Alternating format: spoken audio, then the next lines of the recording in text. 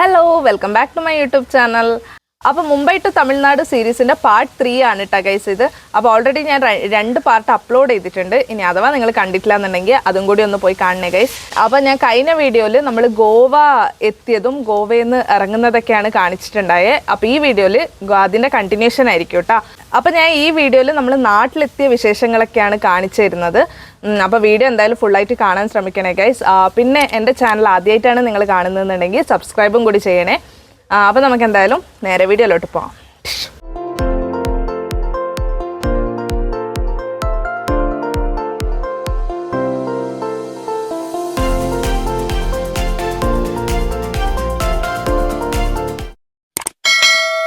അങ്ങനെ ഇതാ നമ്മൾ ഗോവയിൽ നിന്ന് ഇറങ്ങി കേട്ടോ. അപ്പോൾ ഗോവയിൽ നിന്ന് ഇറങ്ങാൻ തന്നെ ഏകദേശം ഒരു 11:30 ആയിരുന്നു കേട്ടോ. അതുകൊണ്ട് തന്നെ നല്ല വെയിലും ഉണ്ടായിരുന്നു. അപ്പോൾ പോകുന്ന വഴിക്ക് ഇതാ റോഡ് സൈഡിൽ ഒരു കരിമ്പ് ജ്യൂസൊക്കെ ഉണ്ടായിരുന്നു. അപ്പോൾ അവിടെ കയറി ജ്യൂസൊക്കെ കുടിച്ചിട്ടാണ് കേട്ടോ നമ്മൾ പോയത്. അങ്ങനെ ഇതാ മുന്നോട്ട് പോകുന്ന സമയത്ത് അൺഎക്സ്പെക്റ്റഡ് ആയിട്ട് ഒരു സാധനം കണ്ടു ഗൈസ്. എന്താ അറിയോ, കണ്ടോ, ഇപ്പം നിങ്ങൾ കാണും. യെസ്, നമ്മുടെ ഫ്ലൈറ്റ് ആണ് കേട്ടോ. അപ്പോൾ ഇൻഡിഗോൻ്റെ ഫ്ലൈറ്റ് അവിടുന്ന് പറന്ന് വരുന്നുണ്ടായിരുന്നു. നല്ല രസമുണ്ടായിരുന്നു കേട്ടോ ഇങ്ങനെ വീഡിയോ എടുക്കാൻ വേണ്ടിയിട്ട്. അപ്പോൾ ഇങ്ങനെ ഞാൻ എടുത്തത് ആദ്യമായിട്ടാണ്. കണ്ടോ ഗൈസ്, സൂപ്പർ അല്ലേ? അപ്പം അങ്ങനെ ഫ്ലൈറ്റൊക്കെ കണ്ട്. പിന്നെ ഈ ഡ്രൈവിങ്ങിൻ്റെ ഞാൻ അധികം വീഡിയോസ് ഒന്നും എടുത്തിട്ടില്ല കേട്ടോ. അപ്പോൾ അതാ നമ്മളിവിടെ ഒരു പെട്രോൾ പമ്പ് കണ്ടു. ഇതാണ് ഗോവയിലെ ലാസ്റ്റ് പെട്രോൾ പമ്പ് എന്നാ പറയുന്നത്. ഗോവയിൽ പെട്രോളിന് പൈസ കുറവായതുകൊണ്ടെന്ന് അവിടെ നിന്ന് ഫുൾ ടാങ്ക് അടിച്ചിട്ട് നമ്മൾ ഇതാ നേരെ കർണാടക എൻട്രായി. അങ്ങനെ ഇതാ ഗൈസ്, നമ്മുടെ സ്വന്തം കർണാടകയാണിത്. അപ്പോൾ എന്നെ അറിയുന്ന കുറച്ച് പേർക്ക് അറിയായിരിക്കും. ഞാൻ ആക്ച്വലി കർണാടകയാണ് എൻ്റെ വീട്. കൊടകിലാണ് കേട്ടോ വീട്. അപ്പം ഞാൻ അവിടെ കർണാടക വന്നിട്ടൊരു 3-4 മാസമായി. അത് കഴിഞ്ഞിട്ട് വീണ്ടും ഇപ്പോഴാണ് എൻ്റർ ചെയ്യുന്നത്. പിന്നെ ഇത് വീണ്ടും ഒരു ടണലാണ് കേട്ടോ. അപ്പോൾ ആദ്യത്തെ ടണൽ നമ്മൾ മുംബൈയിൽ നിന്നായിരുന്നു കണ്ടത്. ഇതിപ്പോൾ രണ്ടാമത്തെ. അപ്പോൾ ഇതൊരു കുട്ടി ടണലായിരുന്നു കേട്ടോ. ഇവിടെ ഈ ടണൽ കഴിഞ്ഞ് എൻഡായതും പിന്നെ വീണ്ടും ഒരു ചെറിയ ടണൽ വന്നു, അതും കഴിഞ്ഞു. അങ്ങനെ ഒരു ചെറിയൊരു ടണലായിരുന്നു. കർണാടകയിലെ കാഴ്ചകളും കാണാൻ വേണ്ടി ഏകദേശം മുംബൈയിലെ കാഴ്ച മാതിരി തന്നെയായിരുന്നു ഉണ്ടായത് കേട്ടോ. ഫുൾ മലയോര പ്രദേശങ്ങളൊക്കെ ആയിട്ട് വെറും കുന്നും മലയൊക്കെ ആയിരുന്നു. പിന്നെ റോഡിന്റെ കാര്യമാണെങ്കിൽ ഒരു രക്ഷയില്ല, നല്ല റോഡായിരുന്നു കേട്ടോ. നമ്മള് മുംബൈയിൽ നിന്ന് കർണാടക വരെ എത്തിയതിൽ ഗോവയിൽ ഒരു ചെറിയൊരു പാർട്ടിൽ നല്ല ട്രാഫിക് ബ്ലോക്ക് ഉണ്ടായിരുന്നു, റോഡ് പണി നടക്കുന്നതുകൊണ്ട്. അപ്പൊ അവിടെ മാത്രമേ ബ്ലോക്ക് ഉണ്ടായിട്ടുള്ളൂ. വേറെ എവിടെയും നമുക്ക് ഒരു ബ്ലോക്ക് ആവട്ടെ, റോഡ് മിസ്റ്റേക്ക് ആവട്ടെ ഒന്നും കിട്ടിയിട്ടുണ്ടായിട്ടില്ല. നല്ല റോഡ് തന്നെയായിരുന്നു കേട്ടോ. ഗോവയിൽ നിന്ന് ഇറങ്ങുമ്പോൾ നല്ലതുപോലെ റെസ്റ്റ് എടുത്തിട്ട് തന്നെയാണ് ഇറങ്ങിയത്. മെല്ലെ കുറച്ച് ലേറ്റ് ആയിട്ട് ഇറങ്ങാന്ന് വെച്ചിട്ട് 11 മണിക്ക്. പക്ഷേ വീണ്ടും ഉറക്കം നമ്മൾ ചതിച്ചു ഗൈസ്. വീണ്ടും ഉറക്കം വരുന്നുണ്ടായിരുന്നു. അപ്പോൾ പിന്നെ കുറച്ച് വണ്ടിയൊക്കെ നിർത്തി കുറച്ച് ഉറങ്ങി റെസ്റ്റൊക്കെ എടുത്തിട്ടാണ് വീണ്ടും നമ്മൾ പോയത് കേട്ടോ. ഫുഡിൻ്റെ കാര്യത്തിൽ നമ്മൾ ഭക്ഷണം ഒന്നും കഴിച്ചിട്ടുണ്ടായിട്ടില്ല, വെറും വെള്ളം കുടിക്കുന്നുണ്ടായിരുന്നു. പിന്നെ കൂൾ ഡ്രിങ്ക്സ്, ചോക്ലേറ്റ്സ് അങ്ങനെയൊക്കെ ആയിരുന്നു കേട്ടോ വാങ്ങിച്ച് കഴിക്കുന്നുണ്ടായേ.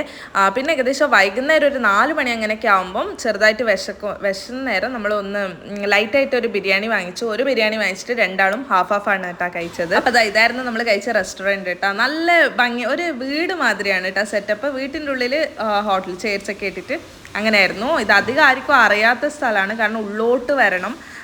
അപ്പോൾ ഉള്ളോട്ട് വരുമ്പോഴാണ് ഇത് കാണുന്നത്. നല്ല രസമുണ്ടായിരുന്നു, വൈബായിരുന്നു. അപ്പോൾ അതാ ഫുഡ് കഴിച്ചിട്ട് വീണ്ടും നമ്മൾ ഇറങ്ങി നേരെ നാട് പിടിക്കാമെന്നായിരുന്നു വിചാരിച്ചത്. പക്ഷേ ഇവിടെ നമ്മളത്തേക്കെന്ന് വൈകുന്നേരം ആയിരുന്നു. പിന്നെ നൈറ്റ് ഡ്രൈവിംഗ് അത്ര സേഫ് അല്ലാത്തത് കൊണ്ട് നമ്മൾ മംഗലാപുരം ടാർഗറ്റ് ചെയ്തു കേട്ടോ. മംഗലാപുരത്ത് സ്റ്റേ ചെയ്യാന്ന് വെച്ചിട്ട്. പക്ഷേ മംഗലാപുരം എത്താൻ ഇനിയും 1 മണിക്കൂർ ഉള്ളേരം തന്നെ ഇരുട്ടായി തുടങ്ങി. അപ്പോൾ നമ്മൾ ഇവിടെ നിന്ന് തന്നെ റൂംസ് പരതാൻ തുടങ്ങി. കാരണം അവിടെ കർണാടകയിൽ റൂംസ് കിട്ടാൻ കുറച്ച് ബുദ്ധിമുട്ടാണ്. കുറേ പരതി ലാസ്റ്റ് നമുക്കൊരു റൂം കിട്ടിയിട്ടോ. അപ്പോൾ അതിൻ്റെ സ്റ്റോറി ഞാൻ മുന്നോട്ട് പറയാം. ഇപ്പം ഞാൻ റൂം ടൂർ ഒന്ന് കാണിച്ചു തരാം, കാരണം കഴിഞ്ഞ റൂം ടൂർ എടുക്കാൻ പറ്റിയിട്ടില്ല. ഈ റൂം ടൂർ ഞാൻ കൃത്യമായിട്ട് എടുത്തിട്ടുണ്ട് ഗൈസ്. അപ്പോൾ അതാ ഇവിടെ എൻ്റർ ആകുമ്പോൾ ഒരു ടേബിളും 2 ചെയറൊക്കെ ഇട്ടിട്ടുണ്ട്. പിന്നെ ഇതേമാതിരി ഡ്രസ്സൊക്കെ ഹാങ് ചെയ്യാൻ വേണ്ടി ഹാങ്കറൊക്കെ വെച്ചിട്ടുണ്ട്. പിന്നെ നമ്മുടെ ബെഡ്, പിന്നെ TV ഒക്കെ ഉണ്ടായിരുന്നു കേട്ടോ. ആ സമയത്ത് പാകിസ്ഥാനിലെ വാർ നടക്കുന്നതുകൊണ്ട് അതിൻ്റെ ന്യൂസൊക്കെ ആയിരുന്നു ഉണ്ടായത്. പിന്നെ ബാത്റൂമും നല്ല സ്പേഷ്യസ് ആയിട്ടുള്ള ഒരു ബാത്റൂമായിരുന്നു.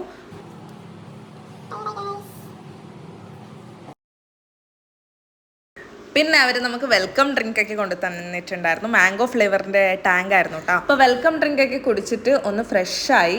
എന്നിട്ട് ഇത് ഇട്ട ഡ്രസ്സൊക്കെ ഒന്ന് തിരുമ്പി ഇട്ടിട്ടോ. അവിടെ എന്തായാലും രാവിലെ ആകുമ്പോഴത്തേക്ക് എല്ലാം ഉണങ്ങുമല്ലോ, ഫാൻ്റെ താഴത്ത് വെച്ചാൽ മതി എന്ന് വെച്ചിട്ട് ഡ്രസ്സൊക്കെ തിരുമ്പിയിട്ടു, ഫ്രഷായി.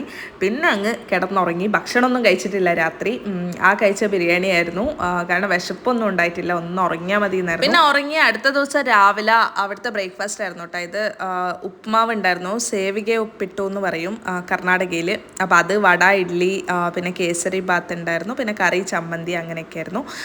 നല്ല ടേസ്റ്റി ബ്രേക്ക്ഫാസ്റ്റ് തന്നെയാണ്. അപ്പോൾ അതാ ബ്രേക്ക്ഫാസ്റ്റ് ഹാളാണ് കേട്ടോ ഇത്. ഇതും കാണാൻ നല്ല രസമുണ്ടായിരുന്നു. അങ്ങനെ ഞാൻ വീഡിയോസൊക്കെ എടുക്കുകയാണ് ഗൈസ്. ബ്രേക്ക്ഫാസ്റ്റ് നമുക്ക് ഫ്രീ ആയിരുന്നു കേട്ടോ. അപ്പോൾ മാക്സിമം മുതലാക്കി നല്ലോണം തന്നെ കഴിച്ചു ഭക്ഷണം.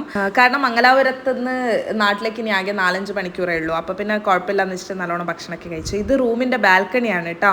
അപ്പോൾ രാത്രി എനിക്ക് പുറത്തെ വ്യൂ ഒന്നും കാണാൻ പറ്റില്ല. അപ്പോൾ രാവിലെ എന്തായിരിക്കും വ്യൂ എന്ന് നോക്കാൻ വേണ്ടി ഒന്ന് ജസ്റ്റ് കേട്ടണമെന്ന് ഇതാക്കിയതാണ്. ഒന്നുമില്ല ഗൈസ്, കാര്യമായിട്ടൊന്നും ഉണ്ടായിട്ടില്ല വ്യൂ ഒന്നും. പിന്നെ റൂമിൽ നിന്ന് നമ്മൾ റെഡിയായി ലഗേജൊക്കെ ഫുള്ള് സെറ്റാക്കി പാക്കാക്കി വെച്ചിട്ട് അവിടെ നിന്ന് ഇറങ്ങാൻ പോവാണ് കേട്ടോ. അവിടെ ഒരു മിറർ കണ്ടുതരാം, ഞാൻ വീഡിയോ എടുക്കുകയാണ്.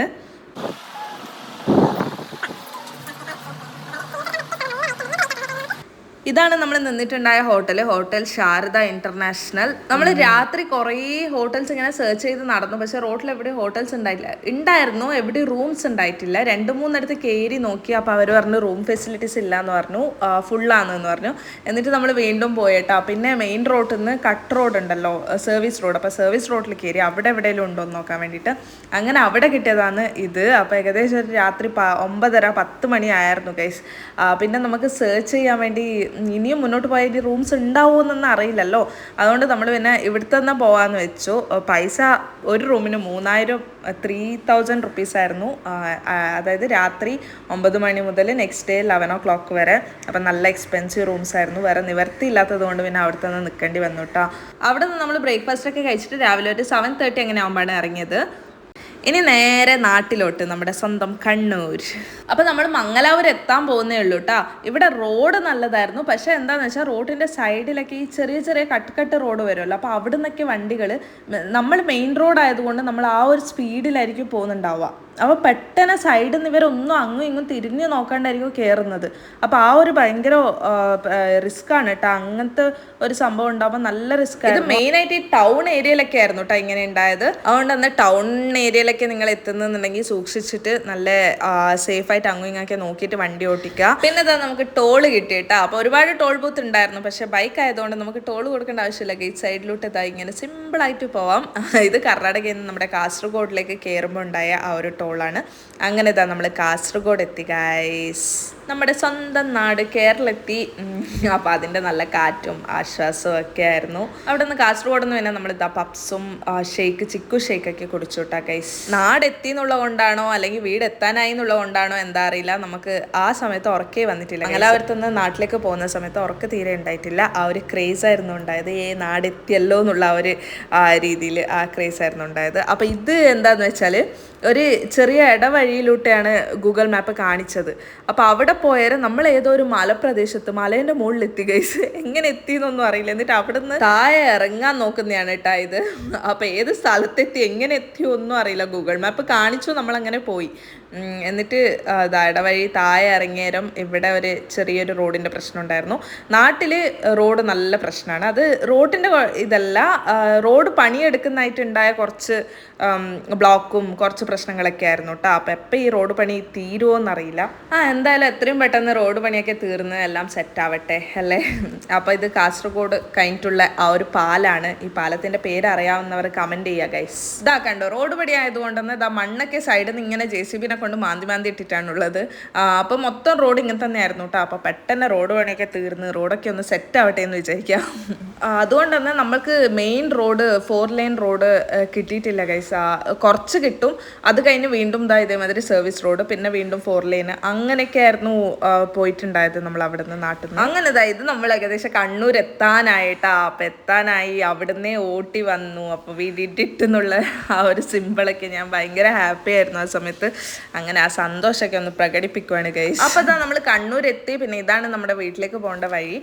അപ്പോൾ ആക്ച്വലി നമ്മൾ 2 വീട്ടുകാരോട് പറഞ്ഞിട്ടുണ്ടായിട്ടില്ല നമ്മൾ ബൈക്കിലാണ് വരുന്നതെന്നുള്ളത്. അവരോട് ഒരു ദിവസം മുന്നേ വിളിച്ചു പറഞ്ഞായിരുന്നു ട്രെയിൻ കയറി എന്നുള്ളത്. ബൈക്കിൽ വരുന്ന പറയാത്ത കാരണം എന്താണെന്ന് വെച്ചാൽ വീട്ടുകാർ വെറുതെ പേടിക്കും. അപ്പം വെറുതെ അവർക്ക് ടെൻഷൻ കൊടുക്കണ്ടെന്ന് വെച്ചിട്ടാണ് പറയാണ്ടിരുന്നത്. അപ്പം ഇപ്പം നമ്മൾ പോകുന്നത് അവരെ റിയാക്ഷൻ എടുക്കാനാണ് കേട്ടോ. അപ്പോൾ അതാ വീടെത്തിയിട്ട് അവരെ റിയാക്ഷൻ കാണിച്ചു തരാം ഗൈസ്.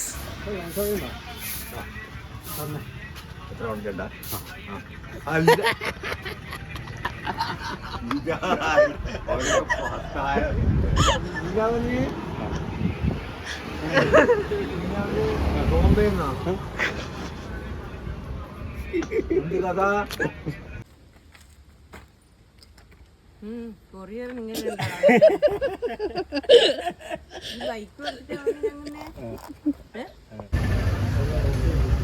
മേടിച്ചോ ഓ ഇത് ഇതെന്തിന് ഏത്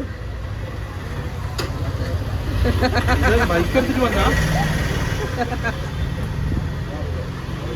നല്ല കഥയായി മാത്രം.